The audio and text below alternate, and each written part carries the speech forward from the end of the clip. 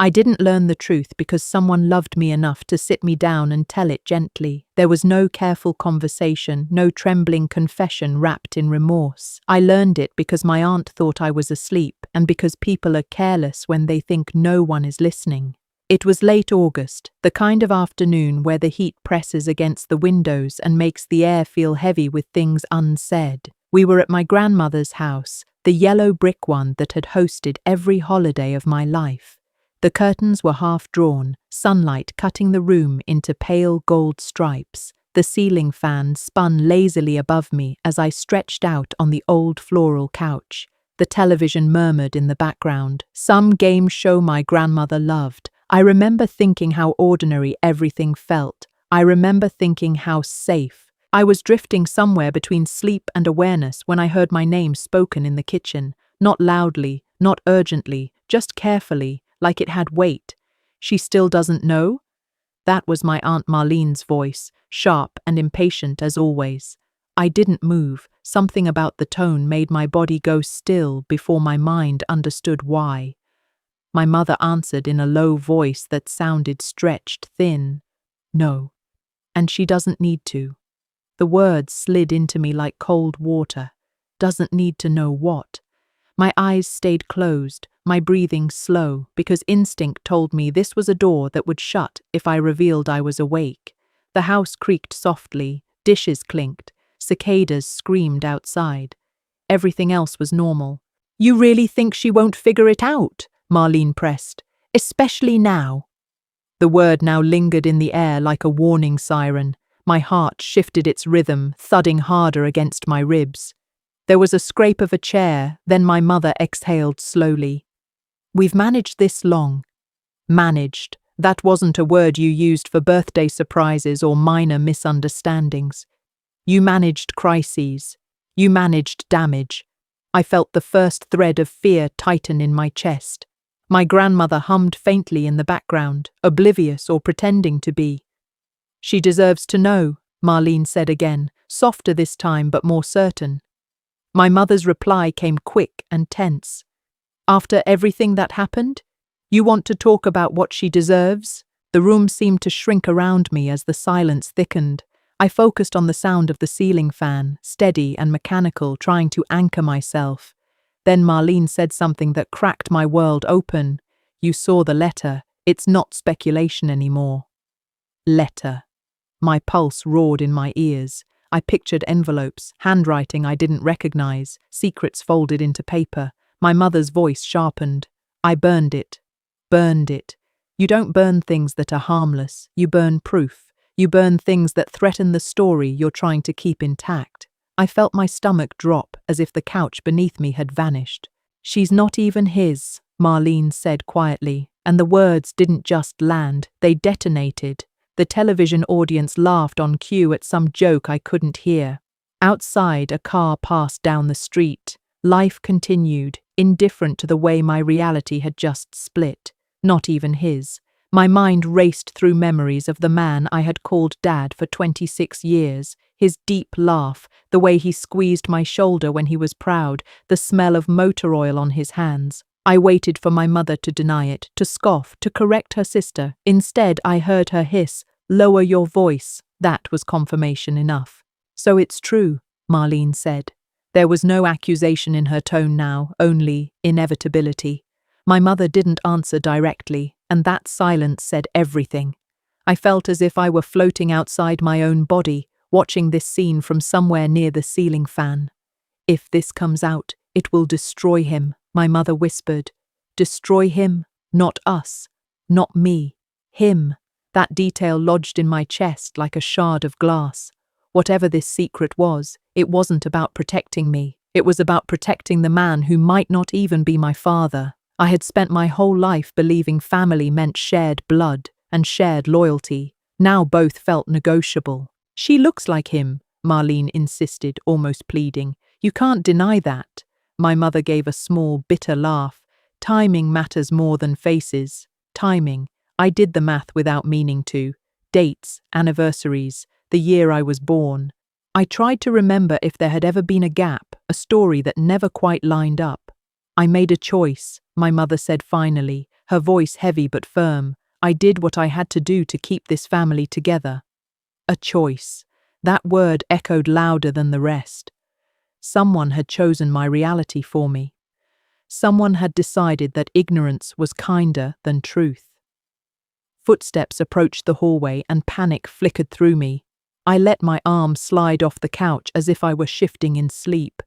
A second later, I sensed her presence in the doorway. My mother stood there watching me. I could feel her eyes scanning my face, searching for any sign that I had heard. I kept my breathing slow, my expression slack. After a moment, she stepped closer and brushed a strand of hair from my forehead. "My sweet girl," she whispered. The tenderness in her voice felt different now, layered with something that tasted like guilt. She walked away, and the house settled back into its ordinary sounds. Only then did I open my eyes. The ceiling fan kept turning, steady and unconcerned, but nothing inside me was steady anymore. Not my name, not my history, not the man I had called Dad. I didn't know what the letter had said, or who it had come from, or what timing truly meant. I only knew that my life had been carefully managed, edited like a story where certain pages were torn out before I could read them. And as I lay there staring at the spinning blades above me, I understood something with terrifying clarity. I was the only person in that house who didn't know who I really was. I didn't confront them that afternoon. I didn't storm into the kitchen demanding answers, even though every nerve in my body was screaming to. Instead, I stayed on that couch until the conversation dissolved into the safe, shallow topics families use to cover cracks. When I finally stood up, I stretched like someone waking from a nap and asked if there was any pie left. My mother smiled too quickly.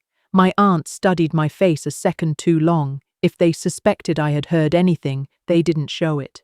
And I realized something in that moment that changed the way I would move from then on. If the truth had survived this long in silence, it wouldn't be handed to me easily. I would have to earn it. The drive home felt different, though nothing outwardly had changed. My mother talked about traffic, about my grandmother's blood pressure, about a sale at the grocery store. I watched her hands on the steering wheel. I had inherited those hands, or so I had always been told. The same long fingers, the same small scar near the thumb. I wondered suddenly if that was the only inheritance that was certain. "You're quiet," she said lightly. I shrugged and looked out the window. "Just tired."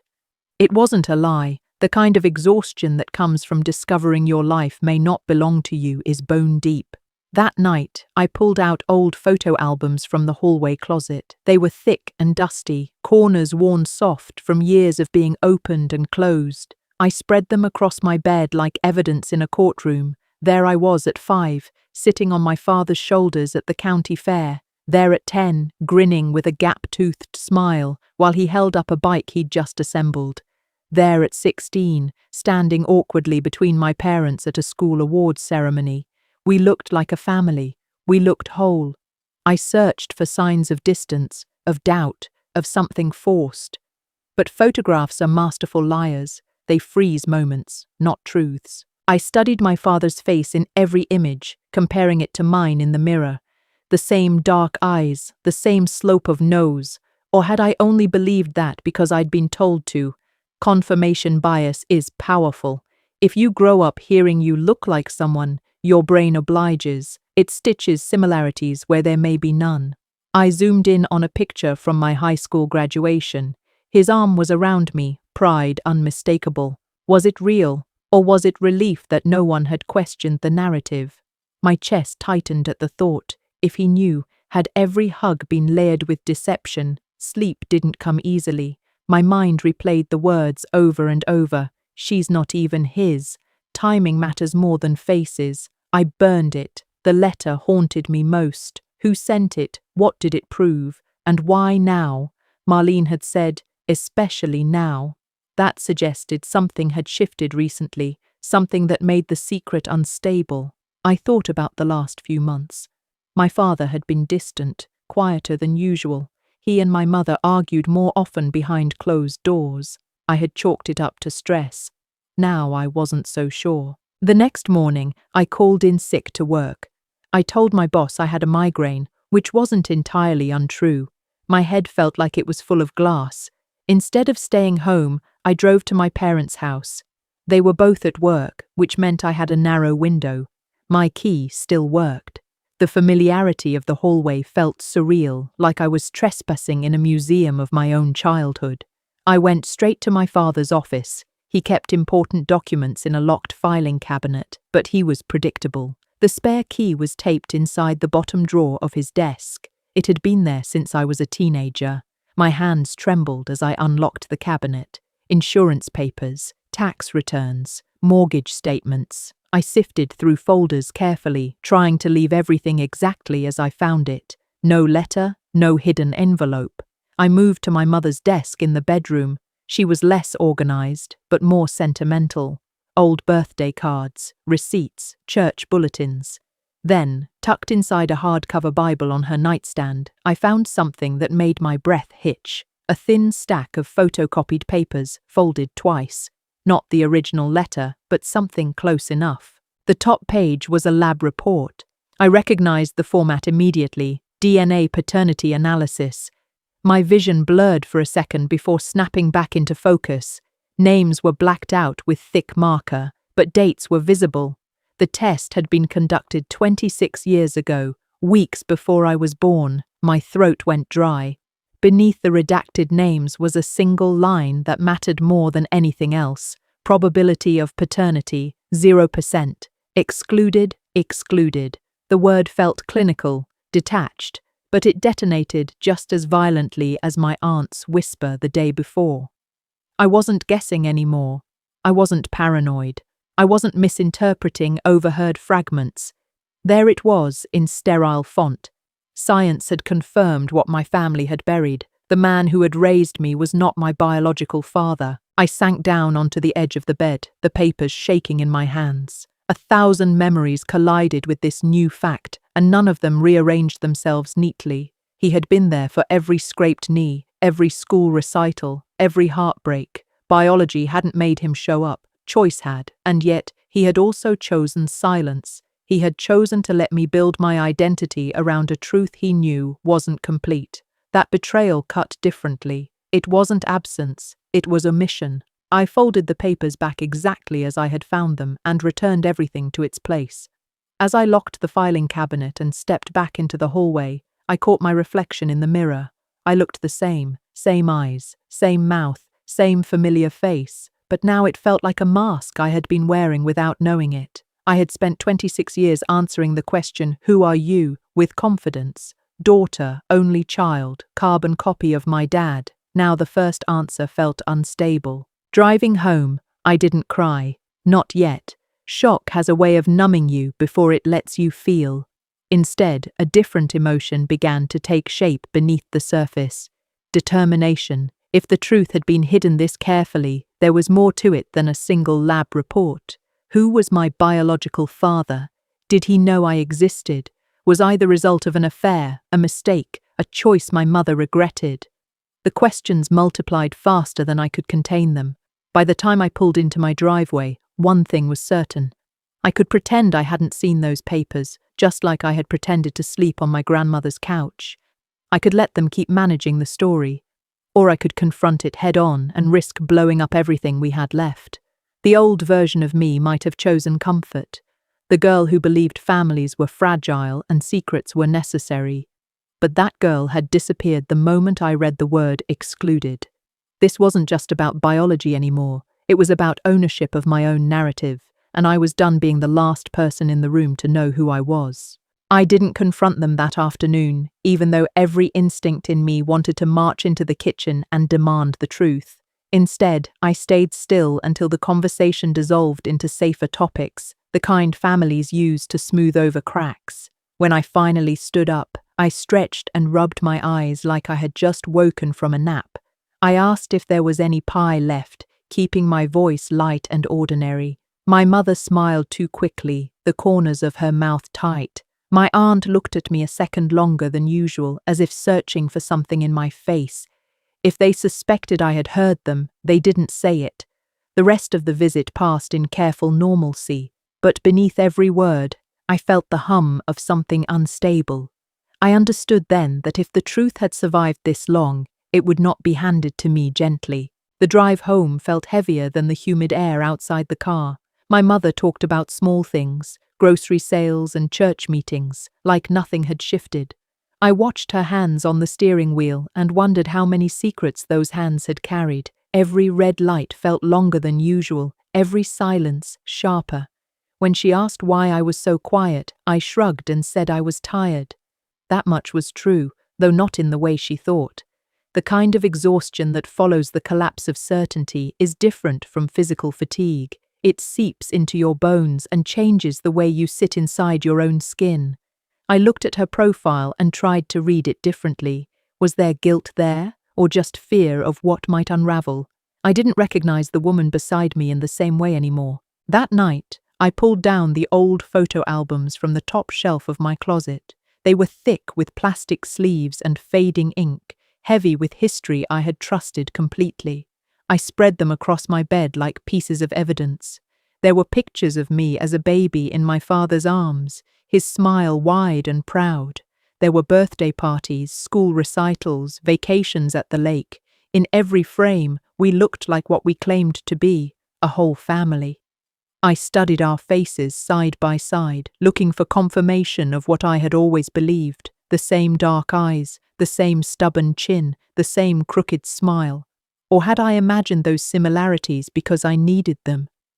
I zoomed in on a photo from my high school graduation, my father's arm around my shoulders. Was that pride uncomplicated or layered with knowledge he never shared? The more I looked, the less certain I became. Memory is powerful, but it is also obedient to the stories we tell ourselves. I had grown up hearing that I was my father's twin, that I inherited his temper and his laugh.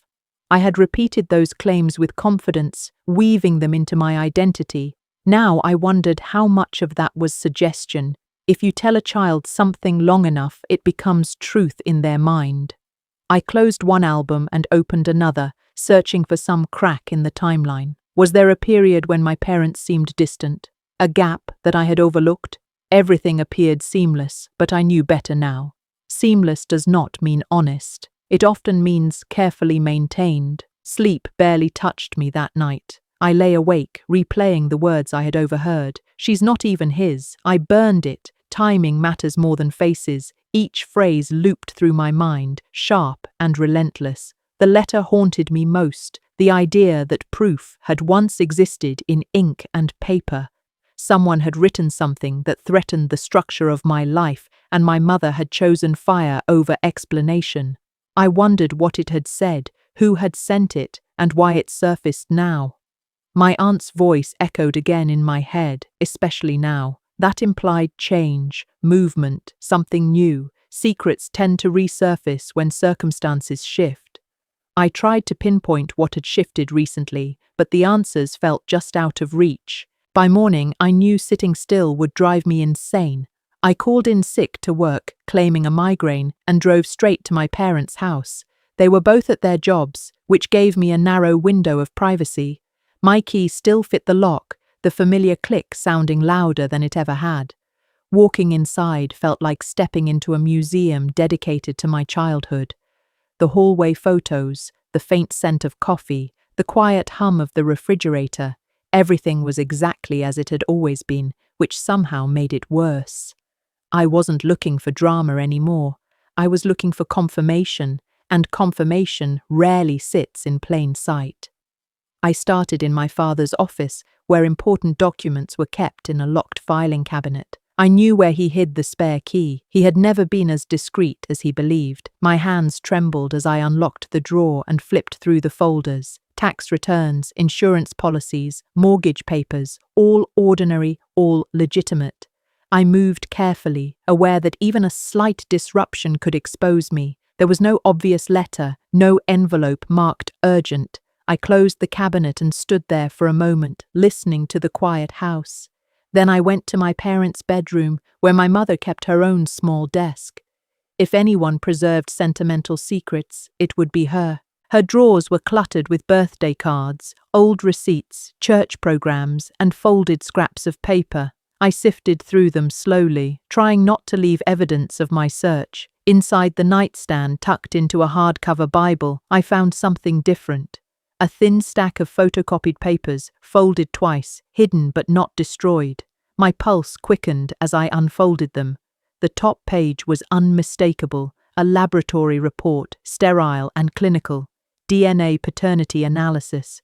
My vision blurred for a second before snapping back into focus. Names had been blacked out with thick marker, but the dates were clear. The test had been conducted 26 years ago, weeks before I was born. I read the single line that mattered most, the one that erased any lingering doubt. Probability of paternity, 0%, excluded. The word felt cold, almost polite in its detachment. Excluded from fatherhood, excluded from biological certainty, excluded from the narrative I had carried my entire life. I sat down on the edge of the bed, the papers shaking in my hands. Shock didn't arrive loudly, it settled in quietly, like dust after a collapse. The truth was no longer theoretical or overheard, it was printed, documented, confirmed. The man who raised me was not my biological father, and both of my parents had known from the very beginning. I folded the papers exactly as I had found them and placed them back inside the Bible. I returned every drawer to its previous state and locked the filing cabinet before leaving. When I caught my reflection in the hallway mirror, I paused. I looked exactly the same as I had the day before. Same eyes, same mouth, same familiar face. But now that face felt like a mask worn without consent. For 26 years, I had answered questions about who I was with confidence. Daughter, only child, my father's twin. Now those answers felt unstable, like stepping onto ground that might give way. Driving home, I didn't cry, I didn't scream, I simply understood that my life had been carefully edited, and I had just found the missing page. I didn't tell anyone what I had found, not that day and not the next. I carried the knowledge like something fragile and radioactive at the same time. It sat in my chest, heavy but invisible, altering the way I moved through the world. At work, I answered emails and nodded through meetings, but everything felt slightly misaligned. When someone asked about my family, I hesitated before responding. The word father hovered differently on my tongue now. It no longer meant something simple. It meant layers, omissions, decisions made long before I had a voice. I found myself studying people's faces more closely, wondering how much of identity is performance. How many of us are walking around built on stories that aren't entirely true? The question followed me everywhere. By the third day, silence felt like complicity. I couldn't unknow what I had seen, and pretending I didn't know felt like betraying myself. So I called my parents and asked them to come over for dinner. I kept my tone casual, almost cheerful. My mother sounded relieved, as if she had been waiting for reassurance that everything was still normal. My father agreed without hesitation. I spent the afternoon cooking his favorite meal, moving carefully through each step. There was something almost cruel about preparing comfort before delivering disruption, but I needed the setting to be steady. If the truth was going to be spoken out loud, I wanted it grounded, not chaotic. When they arrived, they looked exactly as they always had. My mother carried a bottle of wine and kissed my cheek. My father squeezed my shoulder in that familiar way that once meant safety. For a brief second, I nearly abandoned the plan. It would be easier to live in partial ignorance than to fracture what remained intact. But ease is not the same as honesty. We sat down to eat, and conversation drifted through safe territory. Work complaints, neighborhood gossip, church updates. I watched them both carefully, hyper-aware now of every shared glance. I wondered how many years they had practiced this choreography of silence. After dinner, when the plates were cleared and the wine glasses half empty, I stood up and retrieved the folder from my desk. My hands were steady, which surprised me. I placed the photocopied report on the table between us. The air shifted immediately. My mother's breath caught before she even looked down. My father stared at the paper without touching it. "I found this," I said quietly. There was no accusation in my tone, only fact.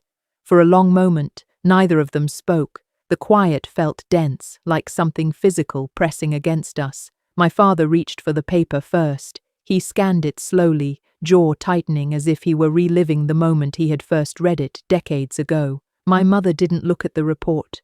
She looked at me. "How much do you know?" she asked softly. "Enough to understand that I wasn't told the whole truth," I replied. My voice didn't shake, though my heart pounded against my ribs. "I deserve to hear it from you."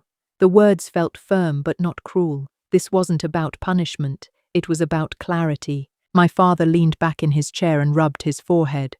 "We were separated," he began, "for a few months before you were born." I looked at my mother, who nodded slowly. "It was a difficult time," she added. "We didn't think we would find our way back to each other."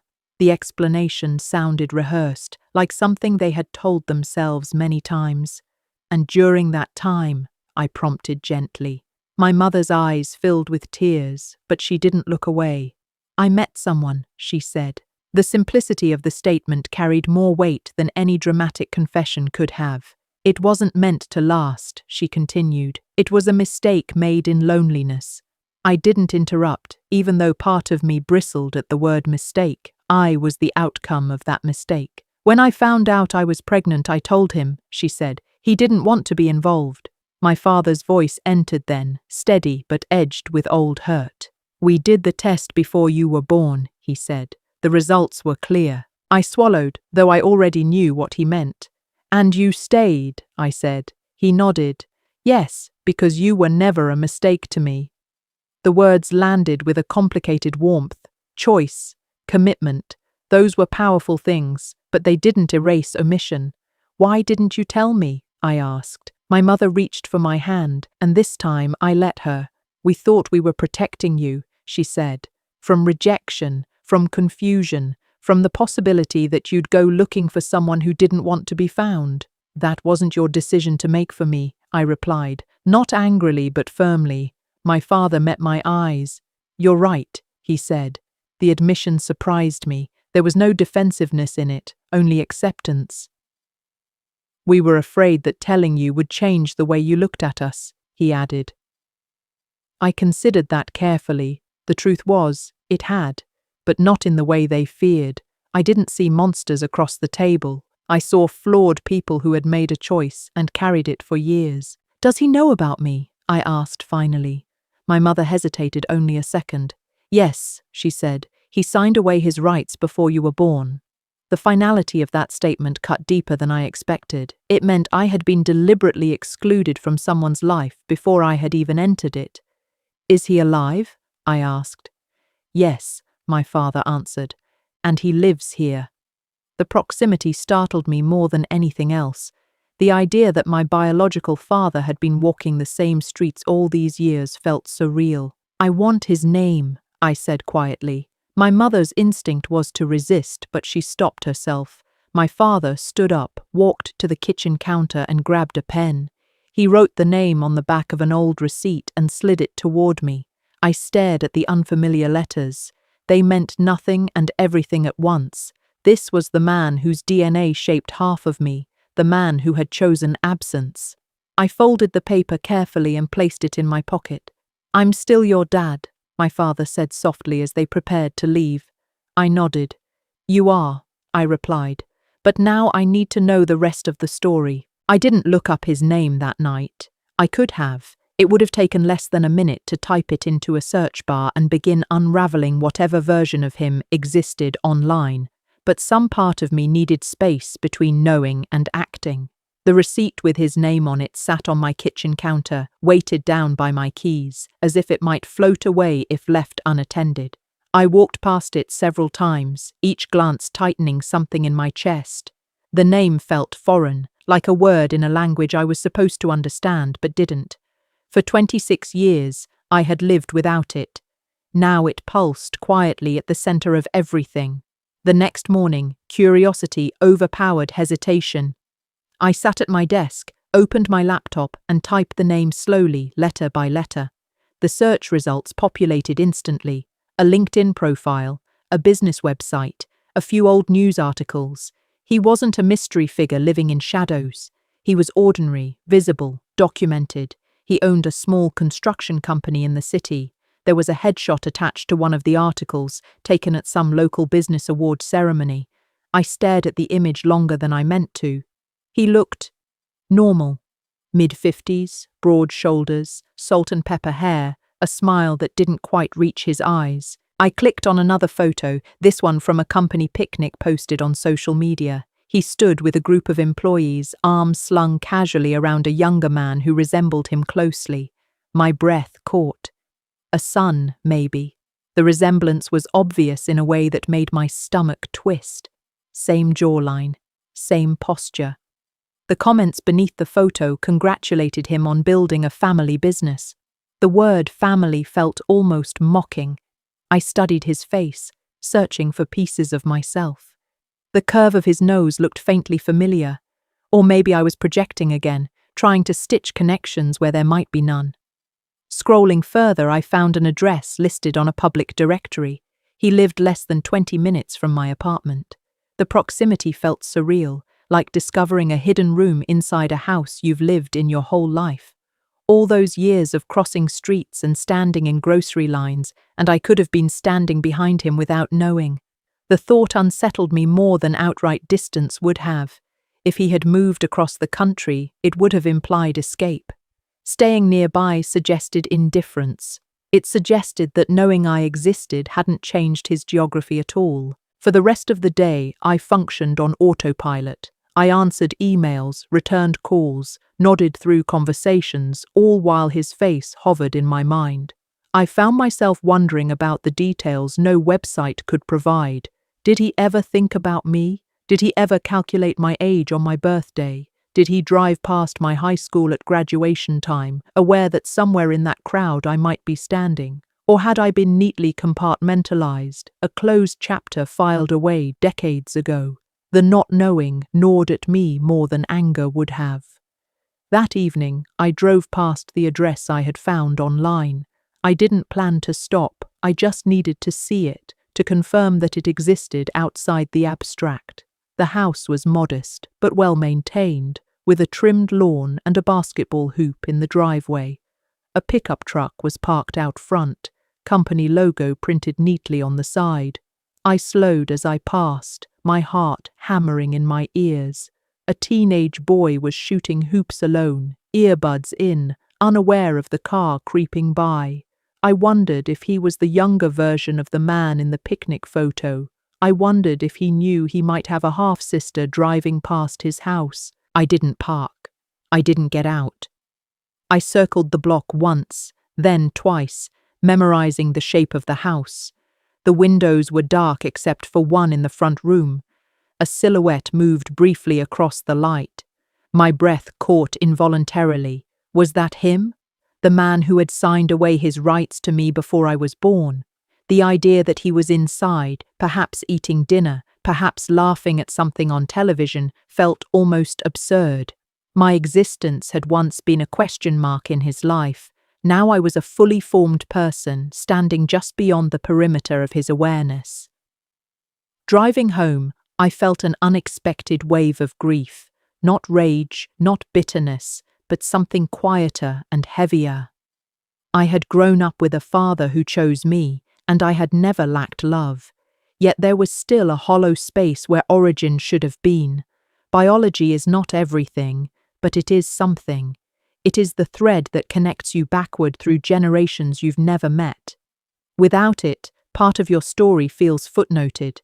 I realized that what I wanted wasn't necessarily a relationship. It was acknowledgement, a simple recognition that I was not a rumor or a regret, but a person. Over the next few days, I drafted messages I never sent, short, direct introductions, longer explanations, versions that sounded confident, others that sounded cautious. None of them felt right. How do you introduce yourself to someone who once chose absence? Hi, I'm the daughter you didn't want. The phrasing felt accusatory even if it was true. I didn't want to begin with blame. I wanted clarity, but clarity requires participation from both sides, and I had no guarantee he would offer it. Eventually, I settled on something simple. I found the business email listed on his website and typed a short message. I introduced myself by name. I stated plainly that I believed he and my mother had known each other many years ago. I asked if he would be willing to meet for a brief conversation. I didn't mention DNA or paternity. I didn't accuse or explain. I kept it neutral, controlled. Before sending, I read it over 5 times, searching for desperation in my tone. I found none, only steadiness. When I clicked send, my hand trembled despite my effort to appear composed. The message disappeared into the digital void, and with it went the illusion that I could return to ignorance. There was no undoing this step. Either he would respond or he wouldn't. Either way, the silence that followed would tell me something. I closed my laptop and sat back in my chair, staring at the blank wall in front of me. For the first time since overhearing that conversation in my grandmother's kitchen, I felt the shift fully. I wasn't just uncovering a secret anymore. I was stepping into it, willingly, knowing it might not welcome me back. The waiting felt endless. Each day I checked my inbox, half expecting a reply, half dreading it. I rehearsed possible conversations in my head, imagining 1,000 ways it could go wrong. What if he didn't recognize me? What if he refused to speak? What if the life he built had no space for someone who belonged to him biologically, but not historically? I oscillated between hope and fear, like the tide pulling me toward shore and then away again. Every email notification made my heart jump, then fall when it wasn't him. Evenings were the hardest, when silence became audible and the house too quiet for my restless thoughts. After a week, a reply arrived. Not long, not warm, not welcoming, just 4 lines. "I'm surprised. I didn't know. We should meet. How about Thursday?" My stomach turned. Relief, apprehension, and a strange weight of responsibility all collided at once. Thursday felt both impossibly far away and immediately urgent. I spent the intervening days cleaning my apartment obsessively, organizing drawers, dusting corners, not because the space was unkempt, but because control over something tangible made the uncertainty of the unknown more bearable. I rehearsed how I would greet him, how I would sit, what questions I could ask without revealing too much too soon. Thursday arrived and I drove to the coffee shop I had chosen. It was neutral territory, quiet, with a large window that looked out onto the street, giving us both an escape route. I arrived early, sat near the window and sipped my tea, pretending to read a book while scanning the entrance every few minutes. My hand shook slightly, betraying the calm I tried to project. I noticed every detail, the way the barista's hair was tucked behind her ear, the rhythm of cars passing outside, the sharp scent of espresso mixed with baked goods. Every mundane observation grounded me in the present, preventing my mind from spinning into what-ifs. When he walked in, I recognized him immediately from the photographs. Taller in person, broader shoulders, hair less tidy than in any picture, eyes scanning the room as if assessing risk. He froze when our eyes met. I noticed his hesitation, the way he adjusted the strap of his bag nervously, and realized he had rehearsed this moment too. We moved toward each other slowly, unspoken agreement that initial physical distance would remain until words bridged it.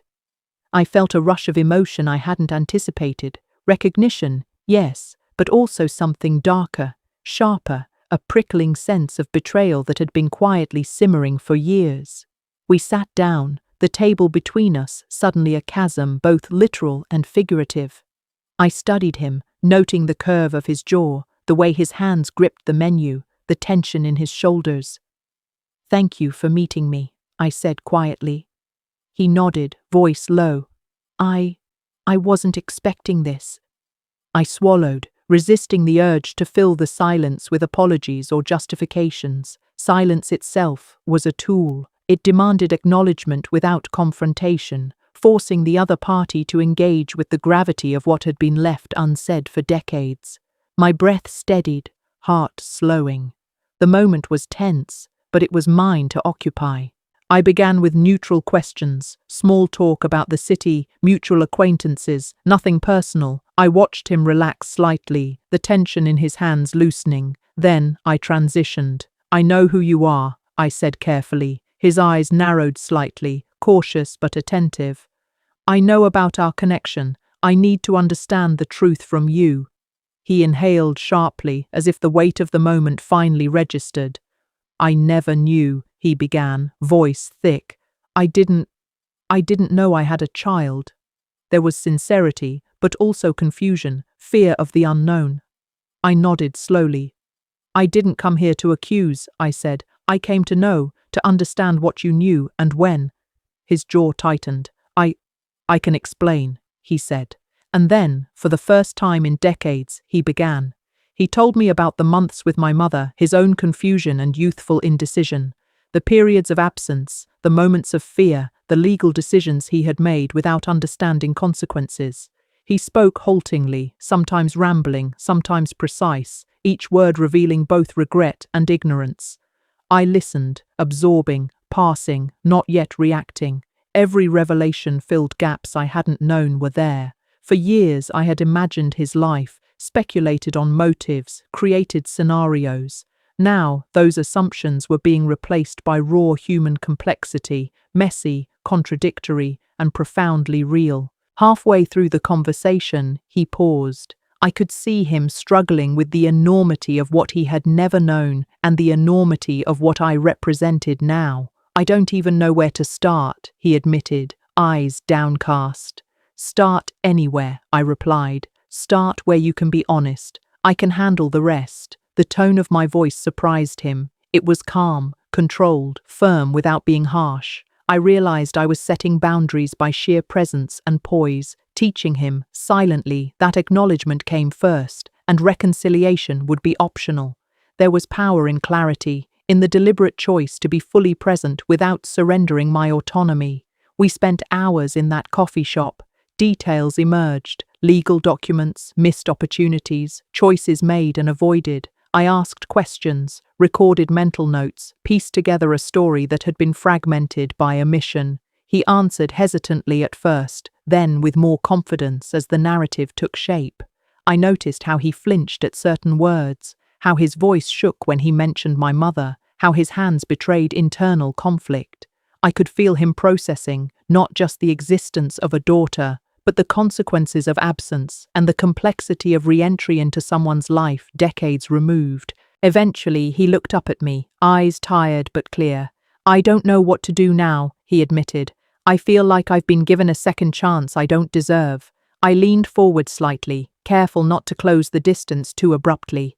"You don't get to decide what you deserve," I said. "You get to decide if you show up now. That's the choice. Nothing more, nothing less." My tone was measured, deliberate. I wanted him to understand that responsibility doesn't erase the past, but it can define the future. I wasn't angry anymore. I was resolute. The conversation had shifted. What began as discovery had moved into negotiation and tentative understanding. By the end of our meeting, the sun had shifted in the sky, casting long shadows across the floor. We didn't solve everything. There were no promises made, no declarations of ongoing contact, only the beginning of a framework for understanding. I had gained clarity, and he had been confronted with his own history. It was enough. Walking out of the coffee shop, I felt a strange lightness, as if a portion of the weight I had carried alone for years had been dispersed. There was still more to navigate, still more conversation to be had, but the first step had been taken. That night, I journaled extensively. Every word he had spoken, every detail remembered, recorded. I wrote about my emotions, my realizations, and the plan for what came next. I recognized that control, once lost, could be partially reclaimed through preparation, through deliberate documentation, and through understanding. The secret that had once been buried no longer had power over me. It existed, acknowledged, contained, and now the narrative could be guided by intention, not ignorance. I slept differently that night, with a steady heartbeat and an unexpected peace. The next morning, sunlight spilled into my apartment in a way that made everything seem sharper, clearer, more real. I brewed coffee slowly, savoring the ritual, letting the warmth fill my hands and my chest. The previous day's meeting replayed in my mind, each detail a reminder of how fragile yet resilient human connections could be. I wrote notes for a follow-up, not to pressure him, but to clarify my own thoughts. The story of our shared past had begun to untangle, revealing threads I could now weave into a new narrative, one in which I wasn't merely a passive participant, but an active architect of my future. This awareness brought with it both empowerment and caution. I couldn't rush reconciliation, and I wouldn't. By mid-morning, I decided to take a walk, letting the city guide my thoughts. Streets were busier than usual, yet I moved through them as though in a bubble, attuned to my surroundings without being consumed. The way people moved, the snippets of conversation, the hurried laughter of children, all underscored how life persisted, even when secrets and revelations threatened to upend my personal world. I felt connected to the rhythm of it, a participant rather than a spectator. In each step, I felt a growing confidence, an understanding that the choices I made now would ripple through time, shaping more than just my own narrative. I began thinking about the practical steps that would allow our reconnection to be honest, deliberate, and safe. By the time I returned, I had drafted a careful outline. My notes included questions about his life, my mother's intentions, and how he perceived his absence. I also listed boundaries I needed to maintain to protect my emotional well-being. Transparency was crucial, but so was self-preservation. Reintroducing myself into his life couldn't be hasty or unconsidered. I wanted a dialogue, not a confrontation, understanding, not reconciliation on his terms. Every line I wrote reminded me that I could honor the past without surrendering to it. The pen scratched steadily across the page, each word a small assertion of agency. I felt my heartbeat synchronize with the rhythm of planning and reflection, a silent acknowledgement that control had shifted, at least partially, back into my hands. Later, I called an old friend, someone who had known both me and my mother, a witness to the dynamics I had only partially understood. Her voice was warm, yet tinged with surprise when I explained my meeting and the secrets unearthed. "I never imagined this," she said, her tone incredulous yet supportive. "You've handled it with grace." I laughed softly, a sound that surprised even me. Grace wasn't what I had felt during most of the meeting, but it was a choice I could inhabit now. Our conversation meandered from past missteps to current opportunities, and by the end, I felt bolstered, reminded that I was not alone in navigating a story that had seemed too heavy to bear. Each word from her reinforced the idea that history could be acknowledged without being surrendered to. The next few days were a delicate dance. I drafted letters, some intended for him, some only for myself, refining language to capture both truth and tact. I practiced conversations silently, anticipating reactions, adjusting tone and phrasing. Every interaction with the world felt charged, as if the city itself was waiting to see how I would navigate the revelation of our shared secret. I avoided impulsive outreach, understanding that timing mattered more than immediacy. Control over the narrative required patience and observation, and I was willing to wait. By doing so, I reclaimed the power that years of secrecy and misunderstanding had stripped away, asserting my presence in the unfolding story with deliberation and clarity. On the 5th day, I finally drafted a letter addressed to him directly. The words were carefully chosen, not accusatory, not pleading, simply factual and reflective. I outlined the known timeline, my understanding of events, and posed questions that demanded introspection rather than immediate answers. I emphasized boundaries, explaining how contact could be structured safely and respectfully. Sending it felt like both a release and an assertion of authority. I was not waiting passively for him to respond, but extending an invitation for dialogue on my terms. My hand trembled slightly as I sealed the envelope, yet the act itself was empowering, a concrete step in reclaiming the narrative that had been withheld from me. 2 days later, I received a response. He had written on thick stationery, careful handwriting betraying his anxiety. His words were tentative, searching, tinged with both fear and curiosity. He admitted ignorance, confusion, and regret, and expressed a desire to meet again, this time with a more structured plan for conversation. I read the letter multiple times, parsing emotion, gauging sincerity, and noting areas that required clarification or firm boundaries. I felt a sense of cautious optimism, tempered by the awareness that human intentions could shift. Even with a heartfelt letter, follow-through would define the trajectory of our relationship. Trust was a garden that needed careful tending, and I wasn't planting seeds without first ensuring fertile soil. I set the next meeting for a neutral location, a library with private rooms and soft lighting. Arriving early, I felt the familiar pre-meeting tension, but tempered by previous experience. I reviewed notes one last time, organizing my questions, my observations, and the moments I needed to clarify. When he arrived, he seemed more composed than before, but the uncertainty lingered in his posture and the subtle avoidance in his eyes. Our initial small talk was deliberate, almost formal, yet underneath was the mutual understanding that the conversation would shift soon. I felt a mixture of anticipation and resolve. The encounter could deepen understanding or reopen wounds depending on our mutual care and honesty. As the discussion began, I asked about his early years, his memories of my mother, and his understanding of events leading to my absence. His responses were fragmented but sincere, revealing gaps in knowledge, unintentional neglect, and moments of avoidance he had carried for decades. I listened intently, noting discrepancies and corroborations, not to catch him in falsehoods, but to map the truth against my own memories. The process was exhausting but illuminating, providing context for past behaviors and clarifying intent versus impact. I found a rhythm, interspersing questions with reflections and occasional silence, allowing the weight of words to settle between us. By the end of our meeting, a delicate trust had begun to emerge. Not reconciliation, not yet, but mutual acknowledgement of history and responsibility. He promised to continue sharing details, answering questions honestly, and respecting boundaries I had set. I felt a profound relief, a validation of years of endurance, patience, and careful observation. Leaving the library, the air felt lighter, the world sharper, and my own heartbeat steadier. The secret that had once isolated me was now shared, and in that sharing, the foundation for potential understanding had been laid. The day had begun as a continuation of fear and ended with the faint glimmer of possibility.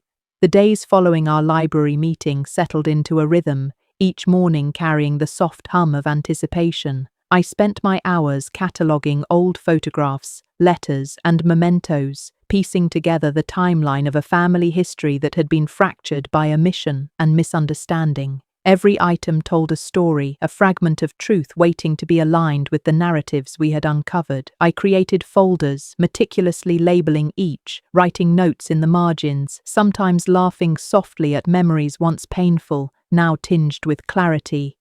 This act of organization wasn't just administrative, it was symbolic.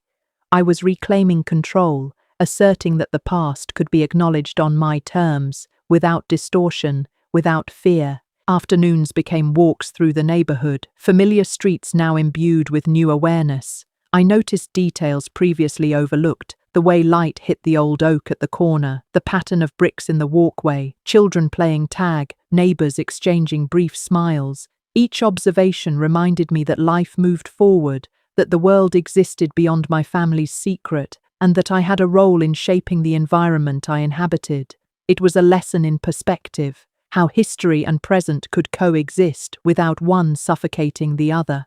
I felt a quiet empowerment, a certainty that whatever came next, I would navigate it with deliberate intention and measured patience. One evening, I revisited the letters exchanged with my son, reading them side by side, marking phrases, highlighting tones, noting patterns in word choice. His words reflected both remorse and confusion. Mine reflected observation and restraint. I realized that communication was less about convincing and more about revealing, about presenting reality in a way that could not be ignored. The realization deepened my understanding of influence. We can only offer truth, never enforce its reception. Acceptance, like forgiveness, must be voluntary, and I recognized that my role was to provide clarity, to hold boundaries, and to maintain dignity in every interaction. This insight became a guiding principle in our evolving relationship. Late nights were spent drafting what I began to think of as a family chronicle. I wrote with precision, alternating between past events and reflections on their meaning, noting patterns of behavior, repeated choices, and consequences. Writing in this structured way helped me disentangle emotions from facts, separating what had been done from how it had affected me. I labeled sections carefully: memory, observation, consequence, and intention. By documenting in this fashion, I could approach future conversations without being swept into reactive emotions. The chronicle became both shield and tool, preserving evidence and providing a framework for deliberate dialogue. It reminded me that history, once recorded, could no longer be denied. A week later, I invited my son for another conversation. This time, I chose my apartment, neutral yet personal, filled with objects that represented my life, my choices, and my independence. I set the table with care, a quiet signal that this was not casual, but intentional. When he arrived, the tension was palpable, tempered by tentative recognition of shared history. We spoke cautiously at first, then gradually moved into deeper territory, decisions made, secrets kept, and the unspoken consequences of those actions. I framed each question not as accusation, but as a means of understanding, emphasizing the distinction between intention and impact, between memory and perception. My calm, deliberate approach encouraged him to reflect rather than react. He admitted mistakes, omissions, and misunderstandings. He explained choices that, though logical from his perspective, caused harm. I listened without interruption, letting his words settle. I asked clarifying questions, not to punish, but to illuminate the pathways that led to pain and misunderstanding. We explored his fears, his assumptions about my knowledge and intentions, and his own unexamined biases. The conversation was long, occasionally uncomfortable, but constructive. I realized that the power of dialogue lay not in victory, but in shared acknowledgement, in the ability to lay bare truths without expecting immediate resolution. In doing so, we created a foundation for measured reconciliation, or at least coexistence, built on clarity rather than assumption. In the days following that conversation, I noticed subtle changes in his behavior. He reached out more frequently, not intrusively, but with intent to communicate, to share, to rebuild trust slowly. I reciprocated selectively, responding with transparency, but maintaining the boundaries I had established. This gradual exchange reinforced a principle I had discovered. Rebuilding relationships is less about grand gestures and more about consistent, deliberate action over time. Each interaction became a test of patience, discernment, and emotional intelligence, a quiet exercise in observing without being engulfed, in giving without being depleted.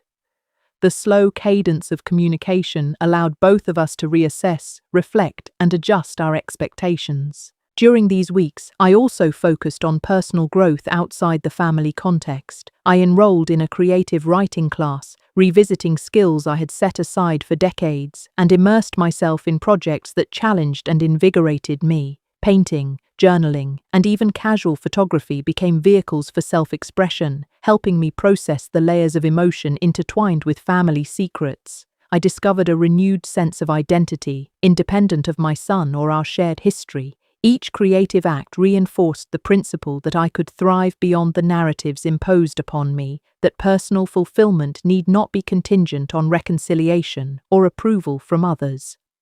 One morning, I received an unexpected call from a distant relative, someone who had only heard fragments of our family's story. She expressed curiosity and concern, and I decided to share a measured version of events, mindful of privacy, but committed to honesty. The conversation was enlightening. Her perspective offered insights I hadn't considered, nuances that clarified motivations and reactions across generations. I realized that truth is multidimensional, and understanding requires listening to multiple voices, including those previously excluded. The act of sharing selectively, thoughtfully, and responsibly became another tool in navigating the complex terrain of family dynamics. By the end of the month, the atmosphere around our interactions shifted subtly but noticeably. Conversations became less tense, more thoughtful, and imbued with a sense of accountability. I observed small gestures of respect, acknowledgement, and effort on his part, and I responded with patience, reinforcement, and measured encouragement. Trust, though still fragile, was slowly regaining form, like a structure being rebuilt with careful, deliberate engineering. Each day reinforced the lesson that healing, like construction, requires time, attention, and unwavering commitment to integrity. The past remained present, but its power over us diminished as deliberate action reshaped the narrative. The following weeks were a study in quiet observation and measured interaction, each moment layered with significance. I noticed the subtle ways my son began to integrate the lessons from our conversations into his daily routine. He paused before speaking, considered phrasing, and occasionally sought my input before acting. These small shifts, almost imperceptible, carried profound weight. They were evidence that even deeply ingrained habits, patterns cultivated over decades, could be altered through patient guidance and unwavering boundaries. I felt a renewed sense of purpose, not as a director of his life, but as a witness and occasional guide, offering insight without commandeering action. My role had transformed, becoming less about confrontation and more about steady influence. Evenings were dedicated to reflection. I pored over the family chronicle, adding context, clarifying timelines, and noting emotional resonances that emerged from recent dialogues. Each entry allowed me to reconcile memories with present realities, bridging gaps that had once felt insurmountable. Writing became a meditation, a deliberate act of organizing not just facts, but feelings, allowing me to process grief, anger, and hope simultaneously. I realized that control over narrative was not control over people, but mastery over one's own perception and reaction. This clarity, once elusive, was now tangible, grounding me in a way that made each decision more confident, each interaction more deliberate, each boundary more unassailable. During these evenings, I also reconnected with extended family, long-neglected relationships that had suffered collateral damage from the secrecy and tension in my immediate family. Conversations flowed cautiously at first, then deepened, revealing shared experiences, mutual regrets, and opportunities for understanding. I became aware of patterns repeating across generations, how miscommunication and hidden truths created rifts that persisted if left unaddressed. By acknowledging these patterns openly, I began fostering a culture of accountability and transparency that extended beyond my son, reinforcing the importance of integrity in relationships.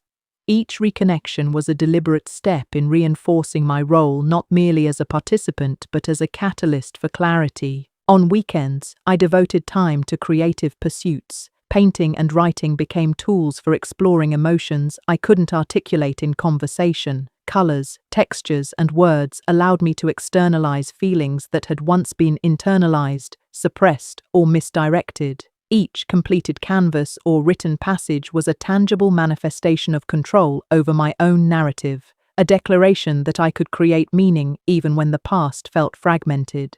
These acts, initially personal, began to influence my environment as well. I rearranged furniture to maximize sunlight, added touches of greenery, and curated spaces that reflected calm, strength, and independence.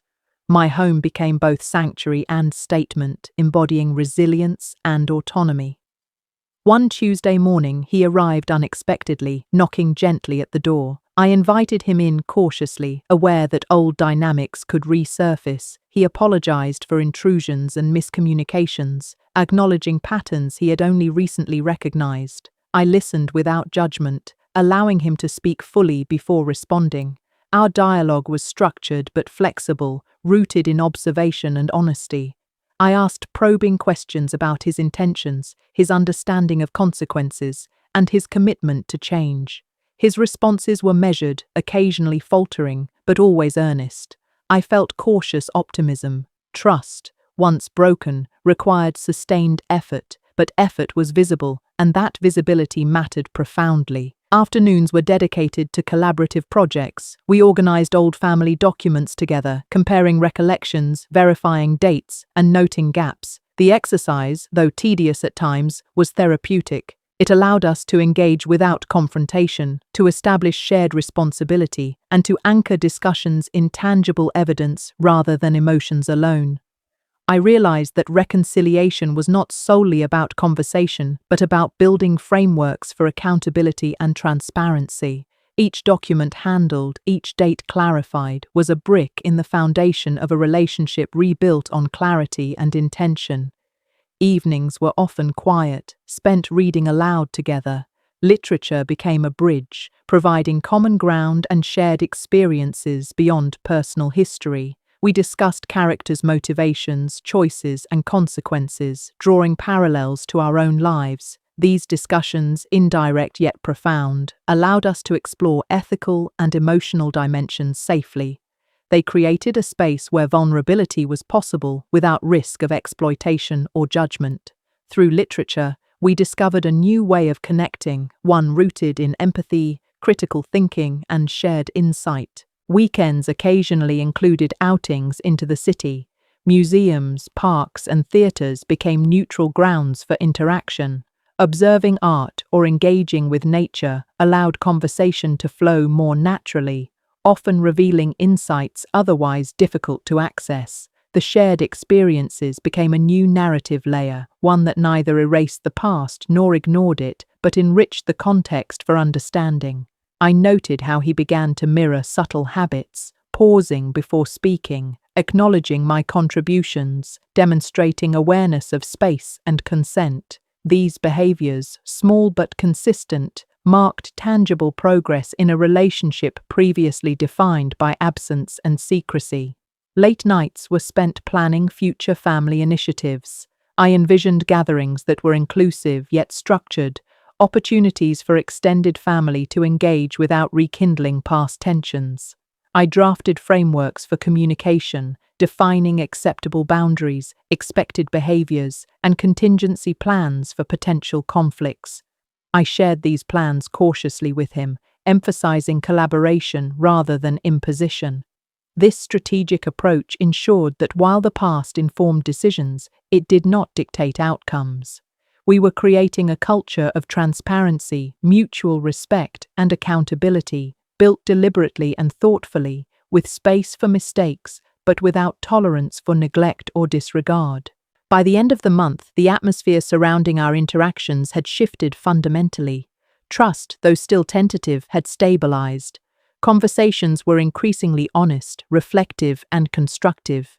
Boundaries were respected consistently, and mutual understanding, while incomplete, had deepened. I felt a profound sense of agency and clarity. The secret that once isolated me had been integrated into our shared narrative, not as a source of shame, but as a catalyst for deliberate connection. The past remained present, yet it no longer constrained or defined our engagement. We were co-authoring a future rooted in truth, respect, and careful reconciliation, one measured step at a time. The final weeks were quieter, almost serene, marked by reflection and subtle growth. I watched my son navigate life with newfound awareness, his actions measured, his words thoughtful, a stark contrast to the impulsive behaviors of the past. Our interactions became less about confrontation and more about mutual recognition, acknowledging mistakes, understanding impact, and cautiously celebrating progress. I noticed the small gestures, a pause before interrupting, a genuine inquiry about my opinions, a willingness to share responsibility without being prompted.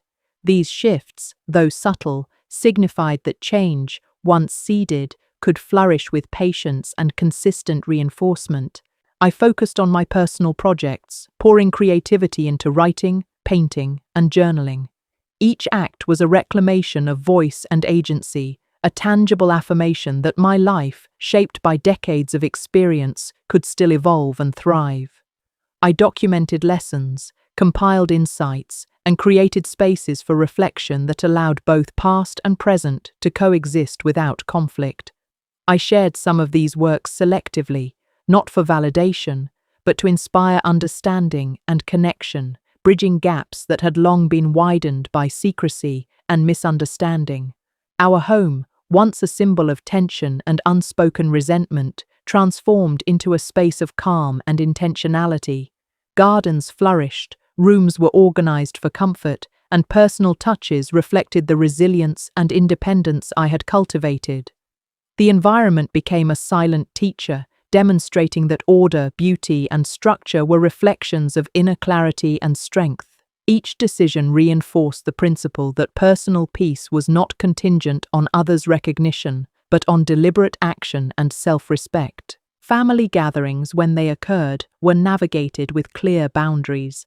I maintained control over timing, location, and interactions, ensuring that shared spaces did not become arenas for past grievances. Dialogue was intentional, reflective, and grounded in fact rather than assumption. Observing these interactions, I recognized the profound importance of structure, patience, and emotional intelligence in fostering sustainable relationships. The lessons of the secret we uncovered had evolved into principles guiding daily conduct and long-term engagement. My relationship with my grandson deepened naturally, rooted in trust, care, and shared experience. We explored hobbies, shared meals, and created rituals that reinforced stability and emotional safety. I observed how his growth mirrored the lessons I had cultivated in myself and in my son. Patience, honesty, and deliberate action could create environments where trust and respect flourished. These moments offered a profound sense of fulfillment, a reminder that even after betrayal and secrecy, the capacity for meaningful connection remained. Reflecting on the journey, I understood that the family secret had not only revealed hidden truths, but had also provided an opportunity for transformation. It prompted honest assessment, deliberate action, and the cultivation of boundaries that protected well-being while encouraging accountability. The challenge was not simply to uncover truth, but to integrate it into a framework that allowed healing, growth, and empowerment for everyone willing to engage with integrity. I realized that peace was not found in confrontation alone, nor in revenge, but in the consistent assertion of agency and clarity. By maintaining composure, articulating expectations, and establishing accountability, I had created a foundation that could support authentic relationships while safeguarding my autonomy. The narrative of secrecy, once a source of pain, had become a tool for empowerment, offering lessons in resilience, discernment, and intentionality. In the quiet mornings that followed, I watched the world from my porch, the light shifting over familiar landscapes, the garden thriving with new life. I felt gratitude for the clarity we had achieved, the boundaries we had set, and the growth that had emerged from a place of past deception. My son's silence, once oppressive, was now a reflection of reflection rather than avoidance. I embraced this stillness, understanding that patience, observation, and integrity had transformed not only our relationships, but the very fabric of our family's story. And so, as I closed the chronicle, carefully filed letters, and set aside notes, I recognized that life's truths, once unearthed, required both courage and discipline to integrate. Secrets, when faced with honesty and careful intention, could catalyze growth, create accountability, and foster the conditions for reconciliation, or at the very least, mutual respect. I breathed deeply, savoring the quiet, knowing that the day we uncovered our family's biggest secret had not destroyed us but had, in fact, set the stage for transformation, understanding, and enduring peace.